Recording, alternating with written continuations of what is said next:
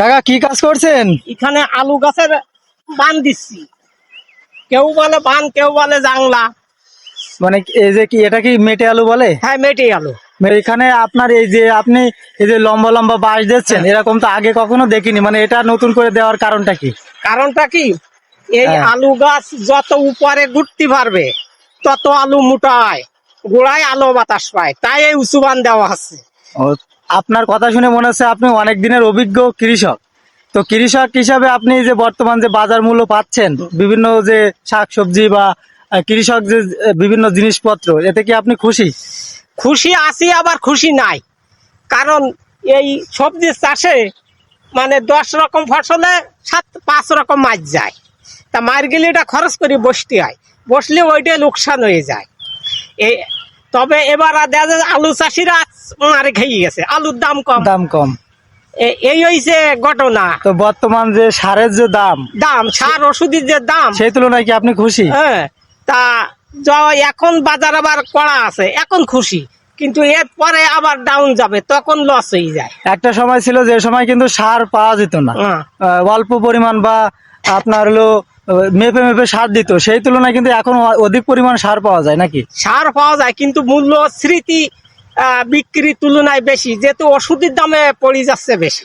তার মানে আপনি যে ফসলপাতি করতেছেন এখানে আপনার ওষুধ খরচ পড়ে যাচ্ছে বেশি পড়ে যাচ্ছে। আপনি চাচ্ছেন যে ঔষধের মূল্য যদি আরেকটু কমানো যেত, তাহলে কিছুটা স্বস্তি পাওয়া যেত। কারণ কাঁচা ফসলে খরচ করে বসতে হয়। যখন ফল ফুল আসবে তখনই দেখা যাচ্ছে বিভিন্ন বালায় নাশকতা রোগ এসে গেল। এবারে তাতে ওষুধ স্প্রে করেও সুবিধা হয় না, তখন সম্পূর্ণটা গাঁটটি মেরে যায়। আপনার নামটা কি? আমার নাম মোহাম্মদ আব্দুল সোবাদ। আপনার বাসা খোবদই। আপনি কতদিন ধরে কৃষি কাজের সঙ্গে জড়িত আছেন? আমি কৃষি কাজে জড়িত মেলা দিন নয়, তা আজ 20 বছরের মতো কৃষি কাজে জড়িত আছি। এর আগে আমি রাস্তার কাজ করতাম, ভাটার কাজ করতাম।